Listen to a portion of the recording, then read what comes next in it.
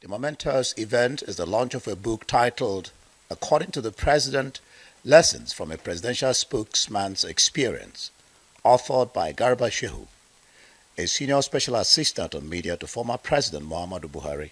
And a salvo of shots rang out especially from the former Secretary to the Government of the Federation, Boss Mustafa, who claimed that President Bola Tinubu and his Action Congress of Nigeria and ACN wing of the All Progressives Congress did not contribute so much to former President Muhammadu Buhari's election victory in 2015.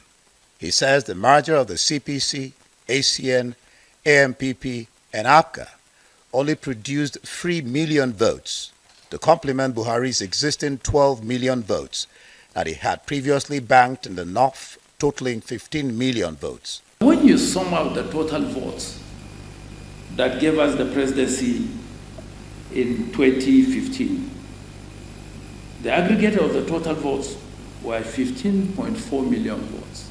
So basically, what we brought to the table, the other parties that were in the merger, in addition to Buhari's 12.2 million votes, were 3.2 million votes.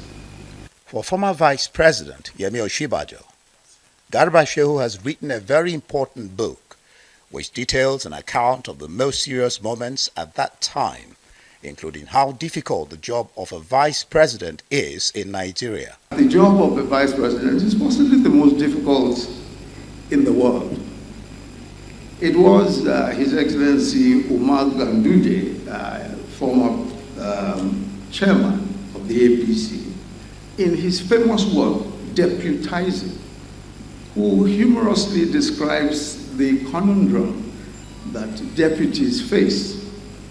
And he once said to me, he said, when you're a deputy or vice, you're in a difficult position.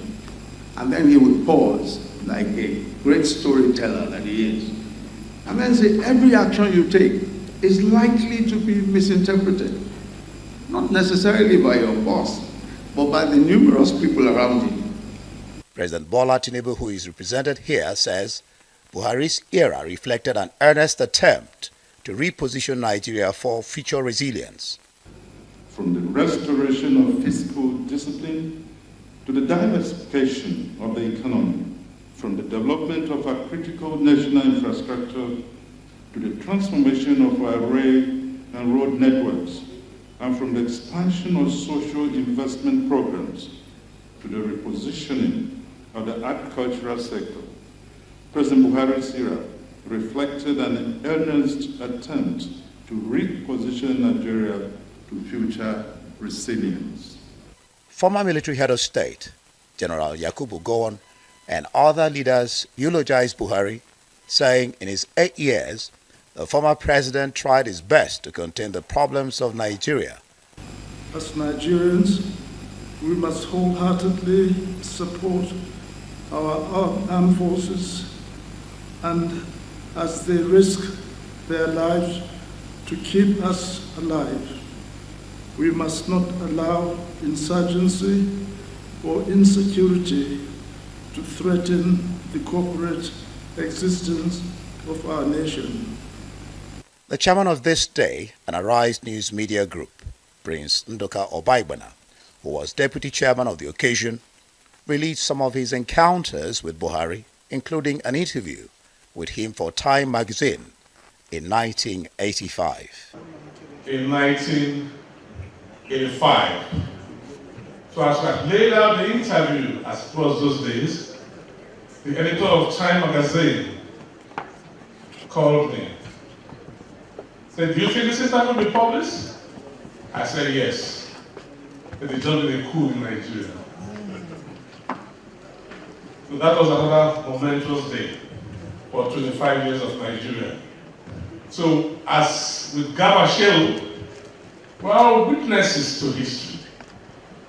And Garba has told the story of his witness statement using the eyes of Buhari today.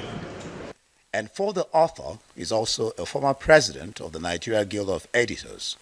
He explains the motivation behind the book project. As Buhari's agent, I had been sent a number of times to Bola Ahmed Tinubu to find explanations, to find support for some of our communication issues. Because then, and I believe up to today, President Tinubu has this country's biggest media assets, and he has never failed to come to our aid. To those who have read it, especially Buhari's appointees, Garba Shehu'S book is an important contribution to the Nigerian political literature and a repository of knowledge for public communicators, even as they canvass for more books to be written on Buhari.